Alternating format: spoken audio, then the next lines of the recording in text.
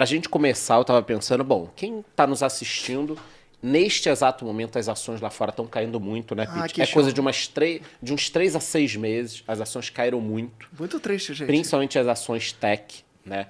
Em contrapartida, o mercado tradicional, bancos, seguradoras, até por aqui estão indo bem as ações. Então ficou a questão tech para baixo, né? O que eu gostaria de perguntar para você primeiro, tá? E depois a gente fala de valuation, né? Porque a vida real acontece para que depois as coisas tenham valor. Sim. Então, o que eu estou imaginando? Se as ações caíram, é porque o mercado não está tão bom. Né? Alguma coisa aconteceu. Você é bem sardinha, hein, Charles? Não, você que... É porque as ações elas vão refletir o lucro e a situação das empresas, né? Muita gente que assiste, a gente acha que é tudo por acaso. Você teve recentemente no Vale do Silício, né? Você já enxergou uma mudança lá nessas empresas? Você acha que isso já vem acontecendo? Elas estão contratando menos, elas estão investindo menos. O que está acontecendo que aí acaba refletindo no preço? O que você sentiu nesse giro que você fez lá? Legal. Eu não entendo nada de bolsa de valores, acho que é bem importante. Mas por isso dizer que a isso, gente né? Sou do universo. Isso, te chamou aqui para entender exatamente o que vive a empresa. Não se preocupa com isso. Não, perfeito. Então, bom, minha visão, pode estar muito enviesada, é o contrário, né? É que a questão, todas as questões em torno das empresas de tecnologia, como a gasolina, como a guerra na Ucrânia, como a pandemia e tudo mais, impactaram nas empresas e, consequentemente, elas começaram a ter alguns comportamentos. Então, por exemplo, há 3 semanas atrás, eu fui para o Vale do Silício com o Thiago Nigro e lá eu construí um roteiro onde a gente almoçou com algumas pessoas, tomou café com algumas pessoas, conheceu algumas empresas. E em um desses almoços, a gente almoçou com uma pessoa que trabalha na Netflix. Ótimo. E foi muito legal a gente bater um papo com essa pessoa, porque tinha acabado de ser anunciado que ela não tinha conseguido... Teve uma perda gigantesca de usuários, que também teve impacto na guerra da Ucrânia, porque eles saíram da Ucrânia, logo a quantidade de usuários de lá também diminuiu. Se esvaiu. Na Rússia foram 700 mil usuários a menos. Exatamente. Então isso teve um impacto. Não foi apenas esse impacto, né? Mas as coisas começaram a ser modificadas dentro da sua estrutura organizacional. Então, vou dar um exemplo. A Netflix, da primeira vez que eu fui lá, em 2018, 2019, eu lembro que esse meu amigo, que é desenvolvedor sênior, falou, ó, a gente só contrata programador sênior aqui. A gente não contrata programadores menos do que o nível mais alto.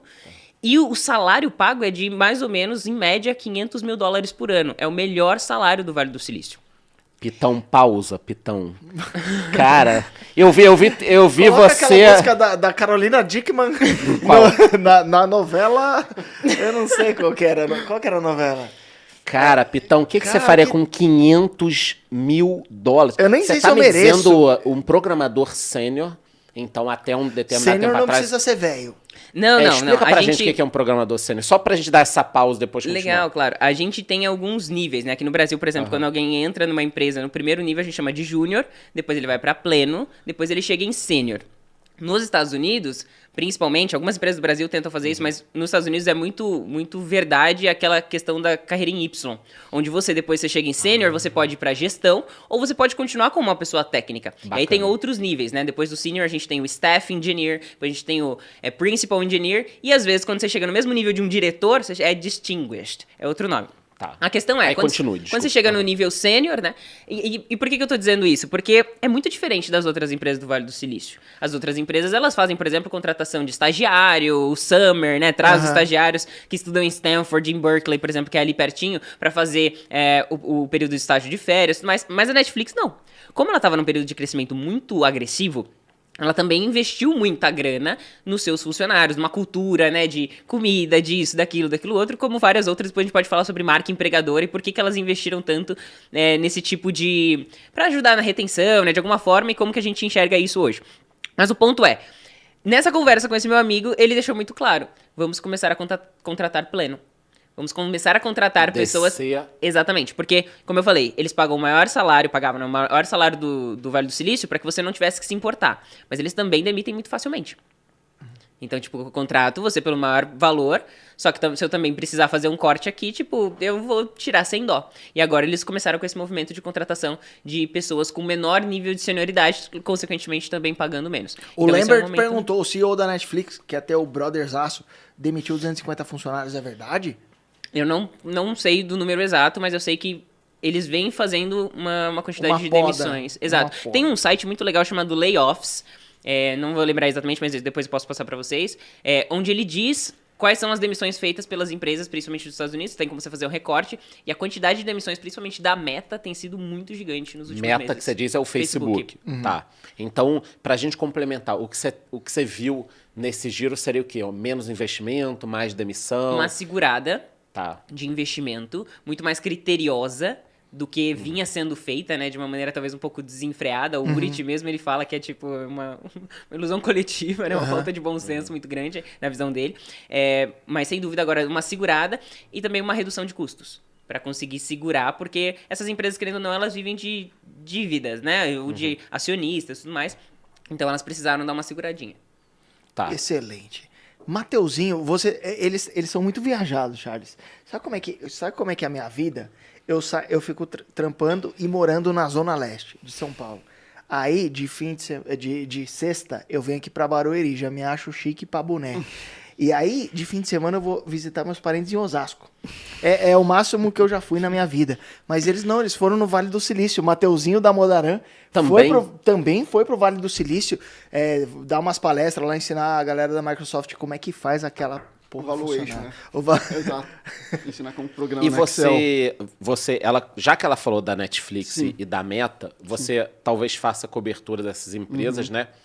As ações das duas acabaram caindo muito, né? O que você olha pelo lado financeiro, de valuation, de tudo? O que mudou nesses últimos 6 meses? Porque antes era só farra, né? Elas iam crescer para sempre. E agora? Cara, lá na Inside a gente tem uma visão bastante pé no chão, né? Então, um tempo atrás, o ano passado, principalmente, quando o mercado estava botando muita expectativa de crescimento, teve até uma live que eu fiz com o Pitão que eu falei sobre isso em Netflix. Eu falei, cara, o cara já tem 220 milhões de pessoas, de assinantes. Mais que a população do Brasil. Você espera o quê? Que o cara cresça mais 40 milhões nesse ano? Então, assim, é uma expectativa surreal. Exato, é uma expectativa surreal, né? Mas como o dinheiro estava tão barato, né? O dinheiro perdeu o valor, então eles vão ter que apostar em crescimento mesmo e coloca expectativas irreais, né? Nesse momento agora, o que a gente vê é o pêndulo, né?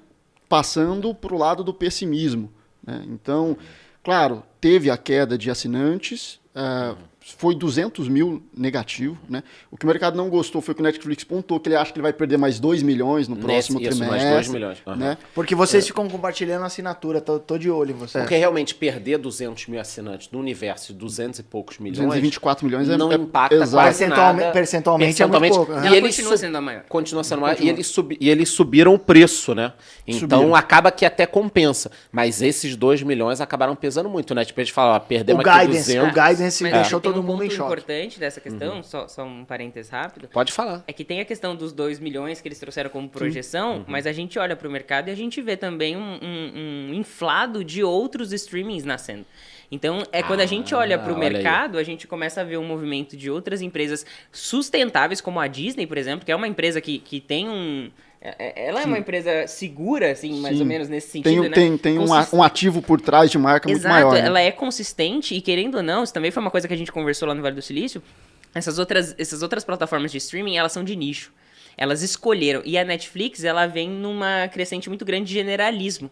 Então a gente até conversou sobre, poxa, talvez ela vai ter que escolher um nicho para poder atuar, como as outras estão atuando e, querendo ou não, tendo foco, você consegue muitas das vezes crescer. Você falou um negócio interessante que, por isso que eu tô falando, galera, assistam, curtam e também bora compartilhar. Se você não der 127 likes, vá pra bosta. Deixa o likezinho aí, que custa, mano? Então, olha só que interessante, né, que vocês pontuaram. A Netflix, o negócio dela é o streaming. Acabou. Né, a gente paga aquilo ali, acabou. A Disney tem parque, tem super-heróis, tem tudo mais. A Apple tem o Apple TV, aliás, assistam o We Crashed, é muito bom, sobre a história do WeWork, eu tô vendo pela segunda vez. Pra ver como que se constrói uma falácia. Pra ver como se faz uma falácia. Não, vale muito a pena. E a Apple tem a Apple TV, ela tem a empresa, Amazon Prime, tem o Amazon, tem a Amazon, cara, então a Netflix ela começa a ficar emparedada, né? Ela tentou fazer uns games, né? Tentou dar uma gamificada na assim, birosca. Isso pode ser ruim, mas eu acho que isso é bom, tá? Porque ela concentra o negócio Porque ela dela. concentra o negócio, a expertise. Entre em qualquer outra plataforma e vê a experiência do usuário. Entende? Quando você inventa um produto... É péssima a experiência. Quando você inventa um produto, a Netflix tem 14 anos, 15 anos de experiência do usuário na frente de qualquer uma outra, entendeu? Então, e a Disney, ela não tem que se preocupar só com criar o streaming. Ela tem que se preocupar Com em a cuidar Frozen. de um monte de parque, de um monte de cruzeiro, de resort que ela tem. O Netflix, o foco dos caras é como eu faço para melhorar a experiência do meu usuário. E uma coisa que eu pontuo, que é muito legal do Netflix, eu vejo como uma vantagem competitiva em relação aos concorrentes dela, é que a Netflix é a empresa do mundo de streaming hoje que tem a produção mais barata do mundo Netflix. por episódio. Tá. Então, e a Disney é a que tem mais cara. É claro, o cara tem que simular o Star Wars. A Netflix pega o Round 6 lá, Round 6, isso. que ninguém queria, Mas paga no último 15 milhões de episódio tem que dólar. pagar um ator, né? Que Então- todo mundo foi morrendo. Aí Eu gosto de chamar a Netflix de o value investor do streaming, porque ela consegue identificar séries que ninguém mais quer e justamente com inteligência por trás, ela fez isso com o You, ela La fez isso Casa com o de Round Papel. 6, La Casa de Papel. Então ela paga uma mixaria pra uma série que já tá pronta, não precisa criar roteiro, já tem ator, já tem tudo. Porra esse negócio de vender e pronto, atrai a audiência. Então, cara, isso é vantagem competitiva. Cobra Kai é fenomenal. Exato. Então isso é vantagem competitiva. E tem outras questões também que envolvem a Netflix. Essa questão da especialização, ela realmente se torna, tipo, a melhor também tecnicamente falando. isso. Então, por exemplo, recentemente eles fizeram um anúncio relacionado ao fato de que eles estavam fazendo parceria com as operadoras brasileiras para conseguir fazer uma entrega aqui para o Brasil com mais velocidade. Então, quando a gente está acessando a internet, muitas das vezes a gente está acessando algo que não está aqui no Brasil. Às vezes está em Carolina do Norte, enfim. E eles estavam fazendo essa parceria justamente para que a entrega fosse mais rápida, que a resolução chegasse com maior qualidade para a gente. Então, tecnicamente falando, eles ganharam até Emmys técnicos. Quando você entra assim no hall de entrada na Netflix, tem vários Emmys. Emmys são aqueles prêmios dados dentro do universo cinematográfico, e eles ganham em relação à produção cinematográfica, mas eles também ganham tecnicamente. Entre diversas coisas que eles fizeram que nenhuma outra plataforma de streaming fez anteriormente, né? E talvez também não consiga fazer por conta da capacidade tecnológica que eles têm.